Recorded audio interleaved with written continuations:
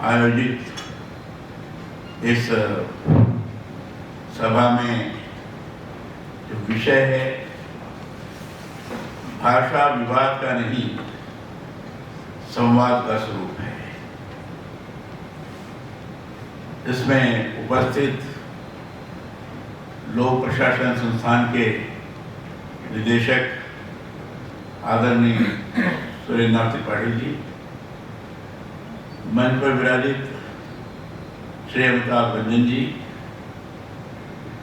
हमारे संचालनकर्ता महोदय, पधारे हुए सभी सम्मानित महानुभाव, बहनों और अन्य महानुभाव। आज का विषय हिंदी दिवस के अवसर पर 14 सितंबर 1949 हिंदी को राजभाषा का दर्जा संविधान सभा ने दिया था। अगर संविधान सभा ने राष्ट्रभाषा दर्जा दिया तो लोगों को लगा कि हाँ, हिंदी सर्वत्र बोली जाएगी और हिंदी सही माने में केवल जनभाषा ही नहीं, तो जनभाषा के होने के कारण ये राजभाषा के रूप में भी काम की जाएगी। सारे राजकीय कार्यों में हिंदी का उपयोग होगा, सर्वत्र हिंदी के माध्यम से सारे कार्य संपन्न होंगे। ये सारी चीज की गई थी। बाद में और क्या करना चाहिए, जनभाषा के रूप में हिंदी है, राजभाषा के रूप में भी हिंदी संवैधानिक तौर पर स्वीकार कर ली गई है और बाद में तो संविधान के अनुच्छेद 343 के द्वारा भी हिंदी को राजभाषा के रूप में स्वीकार किया गया। देवनागरी लिपि के साथ हिंदी राजभाषा होगी, इसकी लिपि देवनागरी, इससे सामने से स्वीकार किया गया। अर्थात हिंदी ही सारे राजकीय कार्यों का माध्यम बनेगी। ऐसे हिंदी का लगातार पूरे देश भर में इस समय राजभाषा समिति है, उसके द्वारा लगातार उसका परीक्षण भी हो रहा है, समीक्षा भी की जा रही है। कहाँ मार्गदर्शन से सचिवालयों में हिंदी का उपयोग हो रहा है और प्रसन्नता की बात है, भले ही कुछ लोग राजनीतिक दृष्टि से विरोध करते होंगे, लेकिन वहां भी उनकी परिवार वाले भी हिंदी सीख रहे हैं। तो बात चल के मैं नाम नहीं लेना चाहता, तमिलनाडु में कुछ लोग विरोध करेंगे, आप पता करेंगे तो उनके परिवार वाले, उनके रिश्तेदार भी हिंदी सीख रहे हैं, क्योंकि लोगों को लगता है कि हिंदी देश की समाज एकता को संरक्षित करने की दिशा में महत्वपूर्ण भूमिका का निर्वहन कर सकती है। और उसने हिंदी की जानकारी अगर नहीं होगी तो कोई भी व्यक्ति होगा, कोई भी नेतृत्व करता होगा, वो सही मायने में देश को नेतृत्व नहीं प्रदान कर सकता। ये लोगों ने अनुभव करना शुरू कर दिया, जो हिंदी का साक्षात विरोध कर रहे हैं। अभी आपने देखा कि त्रिभाषा सूत्र का जो था पढ़ाई शिक्षा नीति के अंतर्गत था कि हिंदी भी पढ़ाई जाए, तो कुछ विरोध बिल्कुल राजनीतिक दृष्टि से। अरे भाई, ये तो संविधान की मान्यता है, उस मान्यता के आधार पर आपको हिंदी सीखना चाहिए, पढ़ना चाहिए। इसी दृष्टि से पूरे देश भर में हिंदी लागू है और नई शिक्षा नीति बनी, उसमें तो आवश्यक रूप से कहा नई शिक्षा नीति में तो ये सारी बातें कही गई है कि भाषा की विविधता है, लेकिन जहां जहां जिसकी जो मातृभाषा है उस मातृभाषा में प्राथमिक शिक्षा की पढ़ाई होगी।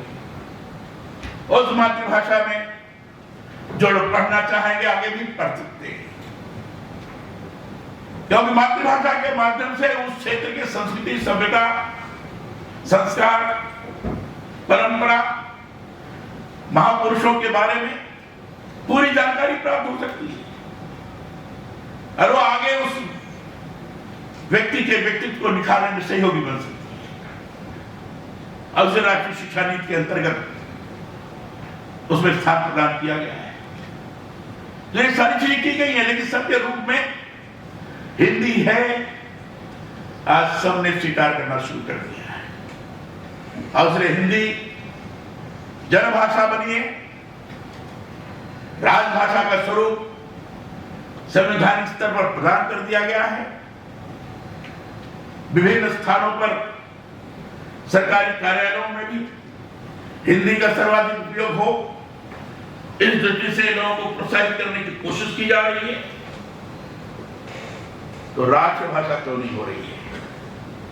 राजभाषा की घोषणा क्यों नहीं की जा रही? राजभाषा की गई, लेकिन सहयोगी भाषा के रूप में अंग्रेजी रखा गया है, लेकिन उसके बावजूद भी चीज चल रही है, वो भी धीरे धीरे समाप्त होगा। लेकिन राष्ट्रभाषा के रूप में हमारे संविधान निर्माताओं ने ये समझते हुए भी कि हिंदी ही राष्ट्रभाषा हो सकती है। राष्ट्रभाषा अर्थात देश के अंदर विभिन्न भौगोलिक क्षेत्रों में रहते हुए भी जो लोग साहित्य कर रहे हैं उनकी विभिन्न भाषा होगी। भावनात्मक एकता जरूर है, लेकिन भावनात्मक एकता के पश्चात भी भाषा की विभिन्नता के कारण कई हिंदी के बारे में अनेक प्रकार के आक्षेप न लगने पाए। ये स्वीकार करते हुए भी कि हिंदी सही मायने में राष्ट्रीय एकता और एकात्मता को व्यवस्थित रख सकती है, लेकिन तत्काल घोषित करना उपयुक्त नहीं होगा कि हिंदी ही राष्ट्रभाषा के स्वरूप निर्माण कर सकती है। ये सब मिलाकर हिंदी ही भारत के चित्र को चाहे भावनात्मक आधार पर होगा, चाहे स्वयं मूर्त के रूप में रखने की बात होगी, हर दृष्टि से हिंदी सक्षम है जो दुनिया को एहसास करा सकती है कि हिंदुस्तान की अगर कोई भाषा है तो हिंदी ही है। हिंदी के माध्यम से भारत का स्वाभिमान दुनिया के अंदर उजागर हो सकता है और हिंदी के ही माध्यम से भारत आत्मनिर्भरता की तरफ अग्रसर हो सकता है। इसको कोई रोक नहीं सकता है। ये दुनिया के अंदर और इसी बात को ध्यान में रखकर भारत के पूर्व प्रधानमंत्री हिंदी का उपयोग करना शुरू किया। दुर्भाग्य इस बात का था, दुनिया के देशों में जब हमारे यहाँ के राजनेता जाते थे तो उनको हिंदी बोलना है हिंदता का अनुभव होता था। वो सोचते हिंदी माने हिंदत्व का बोधक है।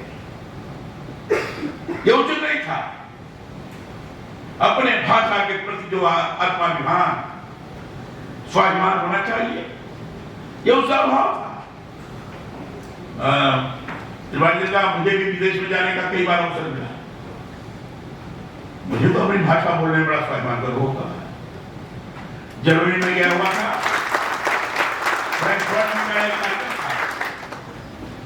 आप आश्चर्य काफी भारतीय थे, बाकी लोग थे। उसमें मैंने वहां पूछा भाई कोई हिंदी से सीधे जर्मन में अनुवाद कर सकता है? तो भारतीय थे, उनके यहाँ पर मैं हिंदी प्रभावी तौर पर बोला, जर्मनी में उसका अनुवाद हुआ, उसकी इतनी प्रशंसा हुई कि जिसकी आप कल्पना नहीं कर सकते।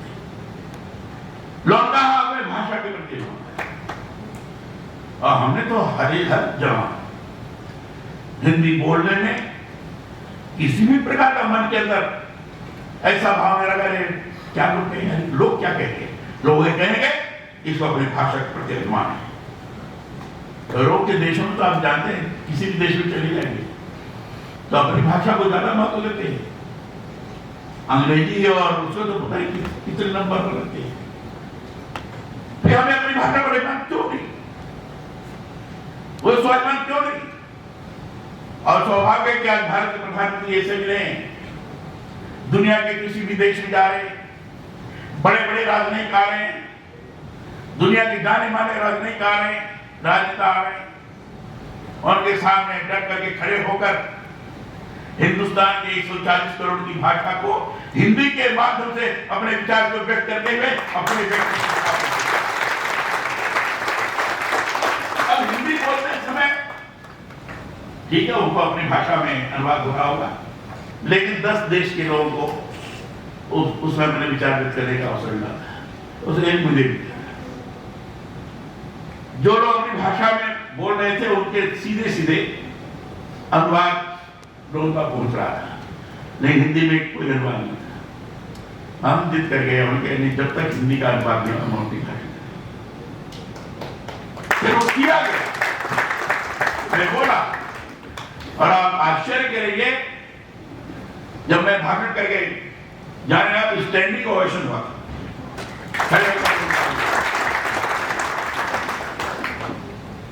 अपनी भाषा में बोलने के बाद अंदर का हृदय बोलता है, ये तो शब्द नहीं बोलते हैं।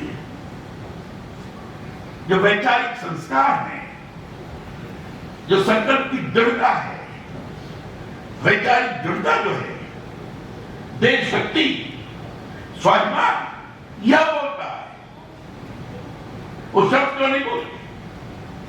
ये भाषा का महत्व है, जो स्वाभिमान को प्रकट करती है, जो देश शक्ति को प्रकट करती है, जिसके माध्यम से व्यक्ति का रोम रोम उससे साथ होता है, यह भाषा का स्वरूप है। और हिंदी इस समय दुनिया के अंदर अधिकांश विश्वविद्यालयों में हिंदी पढ़ाई जाने लगी। दुनिया में, हिंदुस्तान में नहीं, हिंदुस्तान में पढ़ाई जाती है। दुनिया के कई देशों में हिंदी अनिवार्य भाषा के रूप में विश्वविद्यालय में पढ़ाई जाने लगी। हिंदी के ग्रंथों पर विशेष शोध है।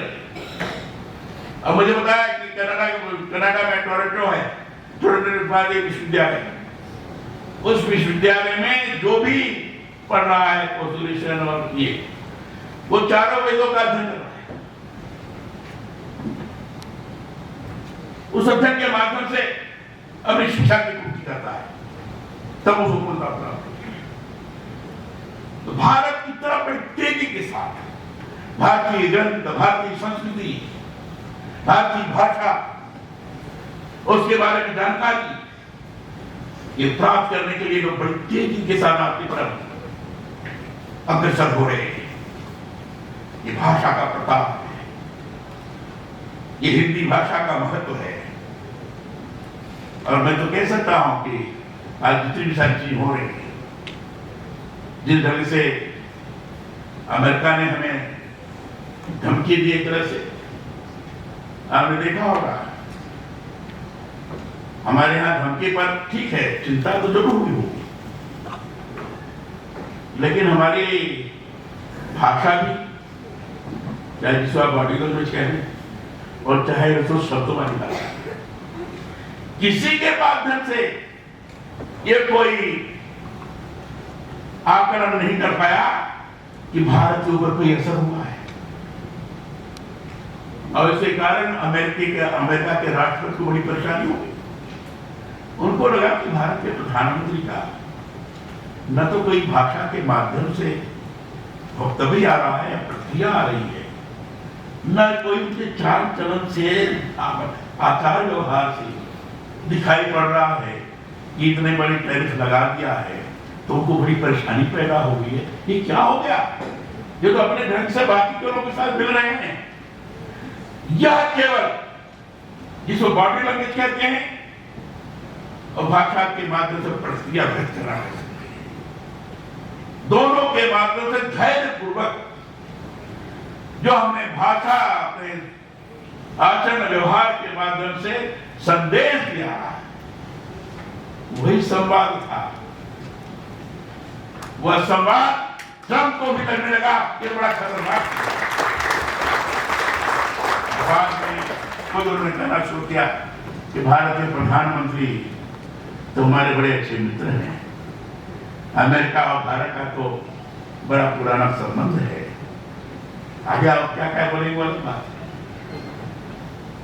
लेकिन ये आपके धैर्यपूर्ण आचरण व्यवहार के माध्यम से इस भाषा के द्वारा जो आपने संवाद किया, प्रारंभ में मैंने कहा था शब्दों को के माध्यम से ही भाषा का संवाद नहीं होता है, बॉडी लैंग्वेज भी होता है, आचरण व्यवहार भी होता है।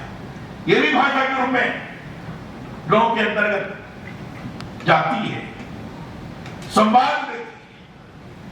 जो इसके माध्यम से आपने संवाद किया, उस संवाद से लगने लगा नहीं भारत बड़ा कड़ा है। भारत की दृढ़ता को कोई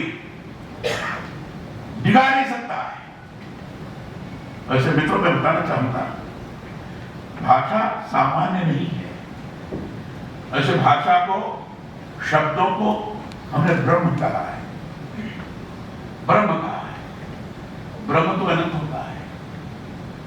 भाषा स्वयं में सक्षम होती है सारे विवादों को समाप्त करते हुए समावेशी स्वरूप धारण कर समाज की एकजुटता को बनाकर देश की भौगोलिक एकता और राष्ट्र की भावनात्मक एकात्मता उसको बढ़ाने में सक्षम होती है।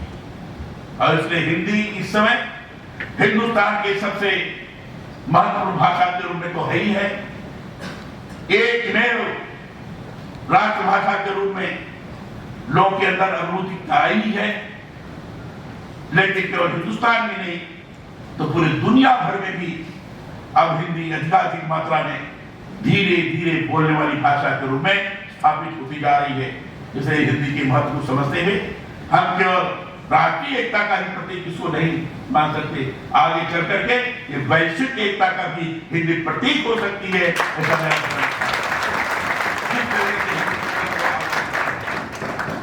इसलिए आज हिंदी दिवस के अवसर पर हिंदी को अपने आचरण व्यवहार में बड़े आत्मविश्वास, स्वाभिमान के साथ अपनाते हुए चले तो मैं समझता हूं कि ये बहुत बड़ी सेवा होगी।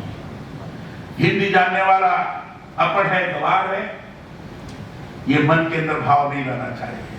लेकिन क्रमशः इसका निर्मूलन हो रहा है। तकनीकी क्षेत्र में भी, जैसे आपने बताया कि टेक्नोलॉजी क्षेत्र में हिंदी उतरा, लेकिन तकनीकी क्षेत्र में भी हिंदी बड़ी तेजी से जा रही है। तो तकनीकी क्षेत्र हो, चाहे रोजगार की भाषा हो, चाहे ब्यूरोक्रेसी के अंतर्गत हो, अब हिंदी क्रमशः बड़ी तेजी के साथ आगे बढ़ती जा रही है। अंग्रेजी धीरे धीरे नीचे आती जा रही है और इसलिए हिंदी को प्रमुखता देकर हम लोग अपने सारे कार्य को करने की दिशा में आगे बढ़ेंगे तो देश की बहुत बड़ी सेवा होगी, भाषा की बहुत बड़ी सेवा होगी। मैं समझता हूँ आज के अवसर पर मैंने बताया ज्यादा ही बोल गया, इतना नहीं बोलना चाहिए था। आज के अवसर पर इतना बोलकर मैं आप सबों से क्षमा मांगते हुए अपनी वाणी को विराम देता हूँ। बहुत बहुत